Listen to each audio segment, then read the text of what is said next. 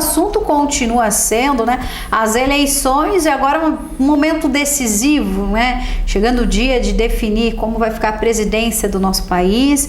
O Alberto está aqui com a gente para esclarecer um pouco mais, né, como foram os preparativos nessa semana que vem sendo bem corrida para vocês também lá no cartório, né, Alberto? Sim, essa semana é a semana mais intensa pelo fato de estar bem próxima ao pleito, então acaba sendo um pouco intenso. No final de semana nós já trabalhamos também dando a carga das urnas, né, fazendo a inseminação do segundo turno, e foi tudo sob controle. Também tivemos ontem a auditoria, uma escolha de 5 urnas, a legislação fala 3% das urnas, então nós aqui no caso de Mococa, nós pegamos 5 urnas aleatoriamente, com a presença do juiz e do promotor de justiça. Foi convidado também OAB, representantes dos partidos políticos também foram convidados para participar do ato da cerimônia, desde o dia 17 até ontem, que foi o dia da auditoria. E foi tudo sob controle, está tudo sob controle, o andamento continua da forma que nós já esperávamos mesmo, está tudo na maior normalidade. E o que seria essa auditoria? O que ela viabiliza? Essa auditoria, a finalidade dela é para que nós façamos uma votação forçada. Pega 5 urnas, no caso de Mococa, que é 3% que a legislação fala, nós pegamos 5 urnas aleatórias, né, escolhidas. Se tiver representante de partido político, o Ministério Público, o juiz, eles escolhem, ou ele pede determina que alguém do cartório escolha uma urna aleatória, as 5 urnas aleatórias.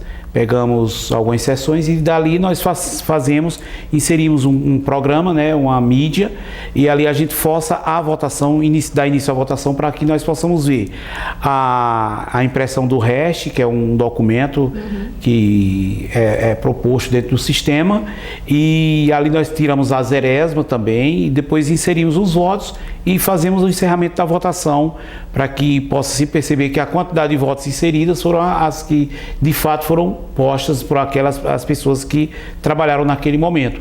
Aí depois a gente encerra esse procedimento e torna a colocar a mídia zerada, a própria mídia, que é a mídia de resultado, insere novamente na máquina, e aí ela está apta, zerada novamente, para ir para a sessão no dia do pleito.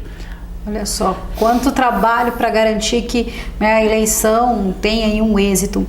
E na última eleição nós tivemos alguns atrasos, alguns problemas. Foi preparado alguma situação diferente para contornar tudo isso?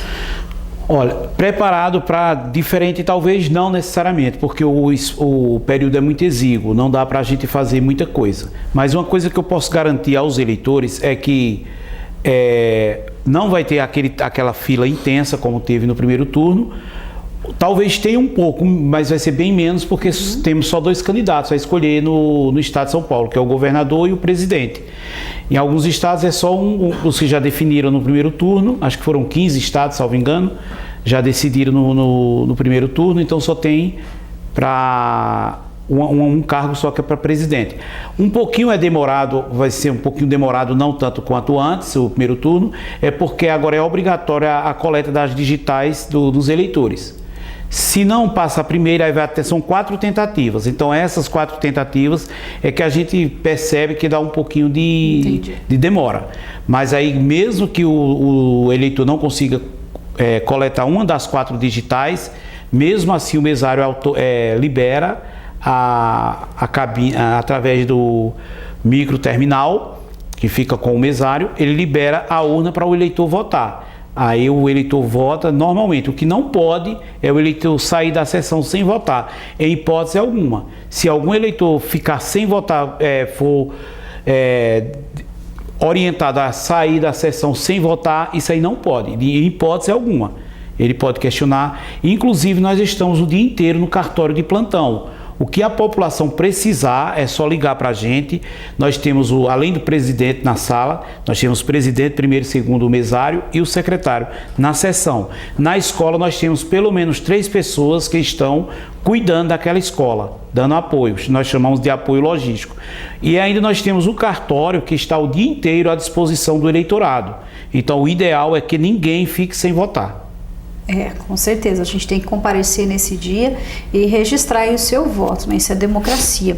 Bom, no caso você estava explicando para a gente sobre as digitais, mesmo quem não fez a biometria, também você reforçou que essa digital ela acontece. Sim, porque está ocorrendo uma concordância, uma anuência entre o CONATRAN e o TSE, que no caso o TSE, o CONATRAN vai fornecer os dados dos eleitores, dos cidadãos que já estão cadastrados no seu sistema de dados, para estarem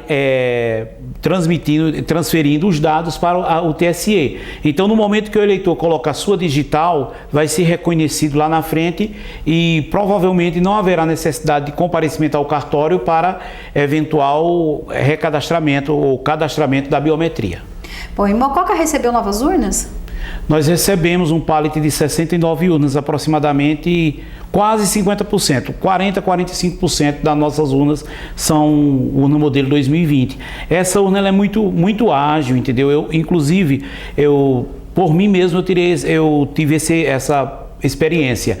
Quando eu fui fazer a minha coleta digital no cartório, minha digital não estava muito legal. E quando eu fui, agora por ocasião da eleição do primeiro turno, coincidiu que minha sessão tem no 2020, colocou a digital e pegou de primeira. Então, a capacidade de captação da digital dessa urna 2020 é bem superior às urnas anteriores. Eu, pelo menos particularmente, eu achei essa vantagem na urna 2020, sem contar que o sistema dela é mais ágil, a Zerésima é impressa mais rápido, o BU é mais rápido, então a probabilidade de haver uma eleição mais rápida, que encerre mais rápido, a urna 2020 está contribuindo para esse fator.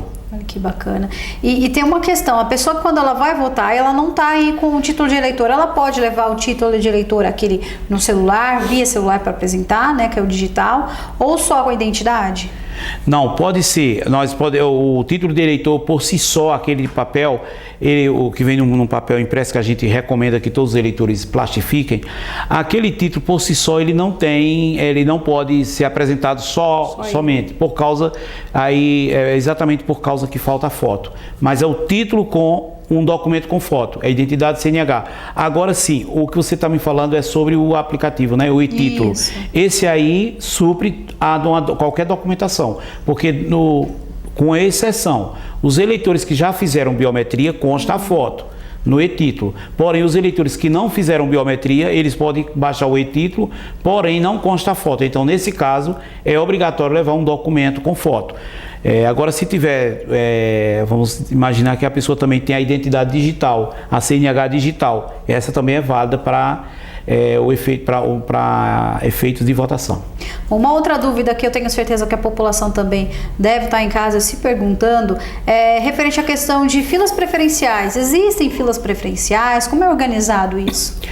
O eleitorado, a justiça eleitoral como um todo, ela nada mais, nada menos, ela deve seguir a legislação pátria. Então, o eleitor que ele tem mobilidade reduzida, portador de deficiência, gestante, lactante, esses podem sim procurar o mesário, eles têm preferência no voto. Se tiver imagine que chega numa sessão, tem 4 ou 5 preferenciais. Então, eles serão atendidos prioritariamente, certo? Nessa ordem. Só tem uma urna, então, mas eles sim serão atendidos prioritariamente. Se acontecer algo diferente dessa regra, deve-se procurar, eu repito, deve-se procurar o apoio logístico da escola para estar orientando os mesários, eventualmente, se houver essa dúvida. E nesse caso, essa regra também vale na questão dos idosos?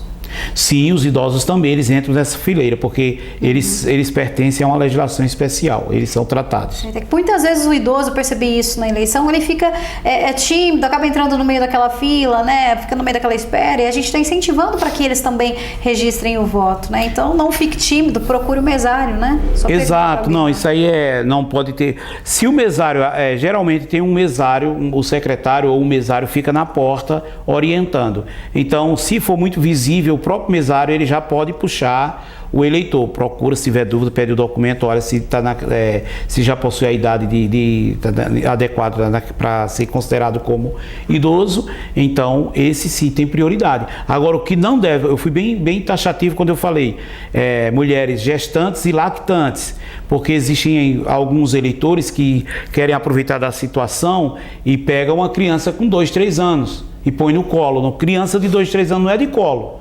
É criança que pode ser tratada normal, vai seguir a fila, pegar a fila e vai seguir o rito normal. Não pode ser considerado como criança bebê de colo. 2 anos não é bebê de colo. É bebê, pode ser bebê, mas não é de colo. Certinho. Certo? A expectativa já para o dia decisivo, os preparativos já estão praticamente quase todos prontos, né? Você me disse que tinha uma novidade, para conferir também, lá para frente vocês vão conferir o resultado ali mesmo no cartório? Ou ainda não, essa novidade ainda não vai chegar agora? Não, a nossa apuração está sendo no cartório agora. O eleitor que quiser, o representante do partido político, quiser visualizar agora, para ter um BU na mão, aí precisa solicitar. Mas assim, se for para verificar, o mapinha fica exposto lá, pelo menos uns 3 dias a gente deixa lá no cartório. Vai ter o feriado, né? Dia 1 e dia 2. O cartório fecha dia 1 e dia 2. Nós vamos trabalhar dia 31, ainda está para decidir se vai ter atendimento ao público. O TRE está decidindo sobre essa questão. Hoje eu acho que deve ser definida. Vai ter uma reunião logo às 17 horas com o presidente do TRE e ele vai definir, provavelmente ele defina se tem ou não o atendimento dia 31. Mas se não tiver atendimento dia 31, consequentemente não teremos dia 1 e dia 2, porque é o dia de Todos os Santos, é um feriado comemorado no calendário eleitoral, da Justiça Eleitoral, e dia 2 é o dia de finados, que é um feriado nacional. Então, mais dia 3, os mapas estarão à disposição de todo e qualquer eleitor que houver necessidade de visualizar. Olha só, pessoal, e dá para também conferir, né, o resultado, né, praticamente automaticamente vai sendo atualizado também nos aplicativos, né, do tribunal. Sim, hoje a plataforma está sendo muito bem divulgada através das redes, das mídias sociais, né? Está sendo bem mais fácil, não há necessidade tanto de visualizar, mas se alguém quiser, o cartório está à disposição. Bem, Humberto, eu quero agradecer pela sua presença mais uma vez aqui no TVD Notícias, sempre mantendo a gente informados, né? Desejar também um bom trabalho, porque eu sei que para vocês o trabalho ali vai ser muito constante, né? É bem tenso de certa forma, porque você está correndo para lá e para cá o dia todo, né? Exato. No primeiro turno nós só tivemos uma troca de urna lá na Escola Hilda Silva, e isso não atrasou nada a eleição pelo fato de ter ocorrido logo no início, quando o mesário chegou às 7 horas, que foi imprimir a Zeresma. A Zeresma saiu impressa sem nenhuma informação, porque a impressora falhou, e essa impressora tinha sido testada no cartório antes de ser encaminhada para a sessão. Porém, o interessante que nós vimos ali é que como nós imprimimos a Zeresma, saiu em branco, aí gerou-se uma dúvida, mas no momento que nós desligamos a urna e ligamos novamente a urna, o sistema entendeu que não houve nenhuma movimentação. Então, quando nós trocamos a urna, saiu a Zeresma normal, sem nenhuma alteração. Então, não houve atraso, e só apenas essa escola que nós tivemos essa troca. O resto foi tudo sob controle.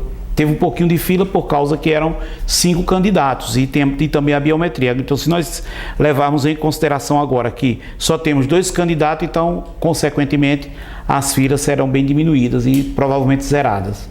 Então, vou desejar para você também de casa boa sorte, pensar certinho, né, estudar o candidato e ir lá, sim, registrar o seu voto, tomar a sua decisão, fazer a democracia acontecer. Esqueça um conselho, esqueça o voto nulo e o voto em branco. É o momento que nós temos de decidir, de escolhermos quem serão os nossos representantes, tanto a nível estadual quanto nacional. Não vamos nos omitir nesse ato. Escolha seu candidato, que você será, pelo menos não fica com essa cobrança posterior. Não venha dizer depois, se for bom ou for ruim, você não pode falar nada. Então, escolha, que é a melhor opção.